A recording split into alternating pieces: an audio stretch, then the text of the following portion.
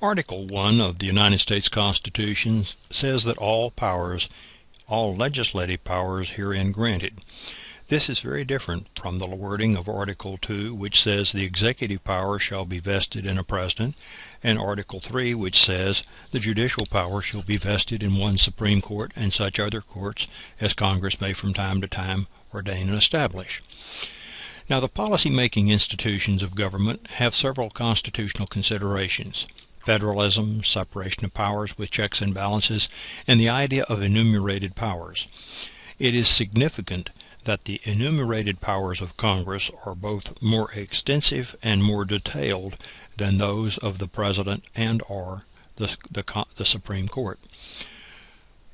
What we have to factor in are some traditional distrust of centralized power, weak national political parties, and very strong interest groups. Now, the main institutions of policy making are, of course, the Congress, the presidency, and the offices of the presidency which have grown up, the court system, and the bureaucracy. The American executive system differs significantly from that of most Western democracies. England and a number of other countries use parliamentary systems, in which the voters elect only members of their parliament or National Assembly, and it is that body which elects the chief executive, the Prime Minister. By way of contrast, the American Constitution provides that the voters will elect two legislative chambers, both of which are independent but must work together in order to pass legislation, and a president. The Congress has significant power. It and it alone can tax and spend, make law, establish military branches, approve presidential actions, approve appointments of the president, and also make treaties, or that is to say, approve treaties by two-thirds vote. The impeachment of military, executive, and judicial officials requires a majority of the House of Representatives to impeach, but two-thirds of the Senate to convict. There are some limits on the constitutional powers of Congress as well. Congress cannot pass a bill of attainder. It cannot pass an ex post facto law.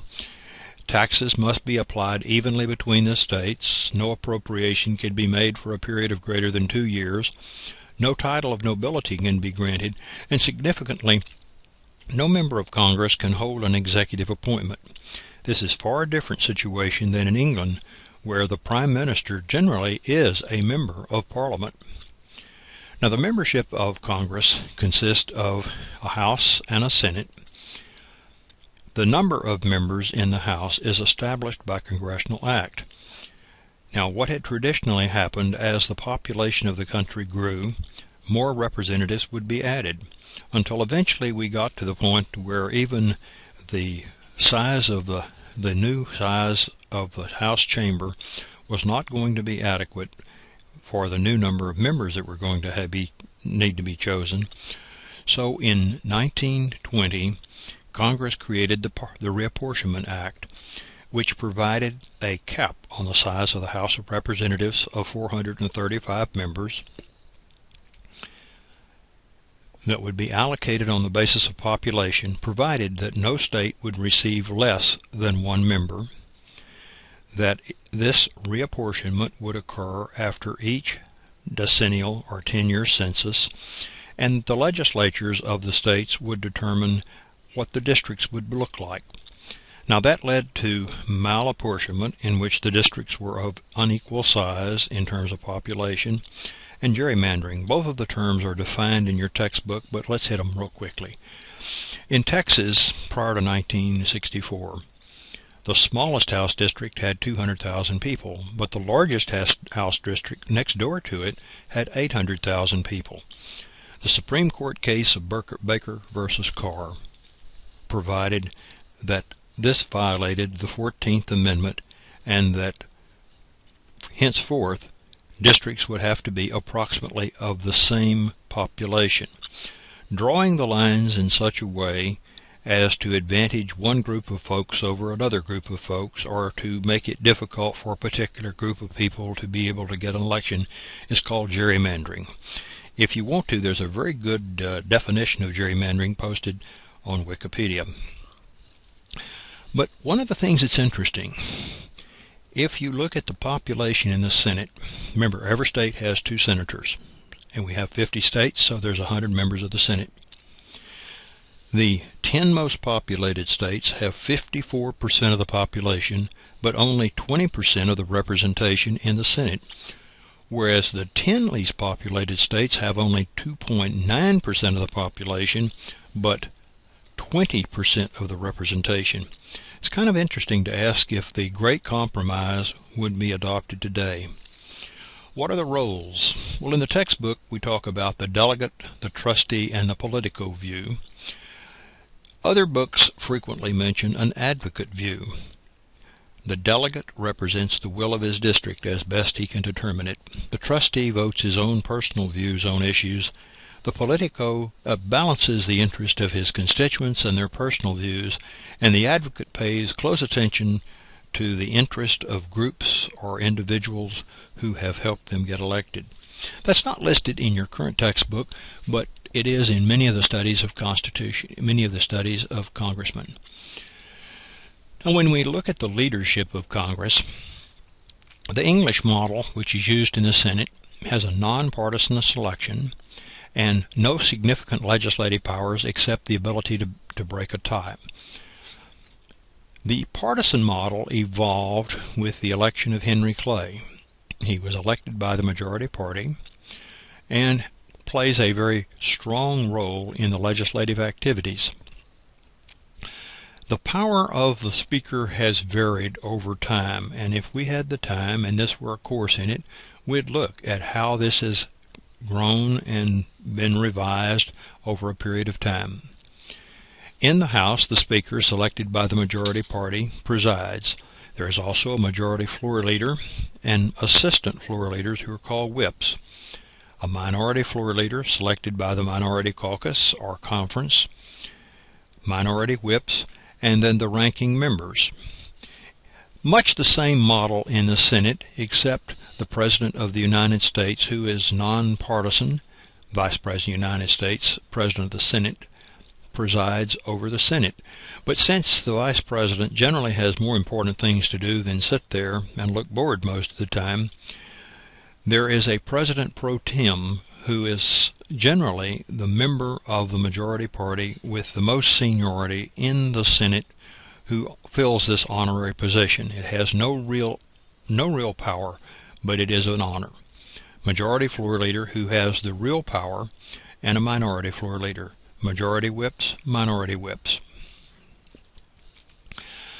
Most of the real work of Congress is done in committees. There are 2 main types of committees: standing committees, which are established by the rules of the House or the Senate, and special committees, which are created for the purposes of undertaking particular functions.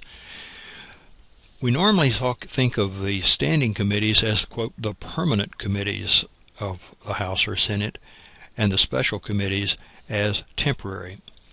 Now, other types of committees are conference committees, which are really special committees, and they may be special joint committees, which are used to reconcile the differences between House and Senate passed versions of a bill. Joint committees, which has members of both chambers and can be used for either standing or special committees. Now, the question is, how are members selected? Well, obviously, members would like to get on committees that will help them get reelected, extend their influence, and help them act on issues of policy in which they're most interested. Today, members of committees of each party are chosen by the respective members of their party in that chamber. The House Democrats refer to theirs as the Democratic Caucus. The House Republicans refer to theirs as the House Conference. There is a Senate Democratic Conference and a Senate Republican Conference. And when they meet to talk about who's going to be on what committee, they look at how long a member's been in that chamber, seniority.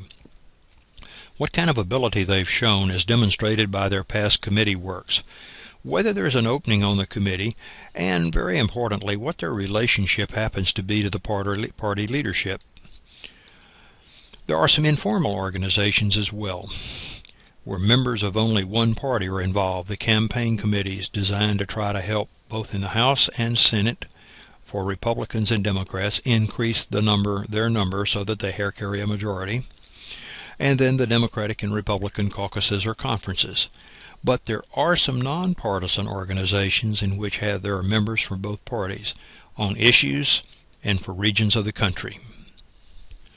Now, what is the responsibility of members? Well, they want to get elected, and we have discussed the role of the direct primary and the task for the candidate to get recognized, to raise money, to form alliances, and to mobilize voters.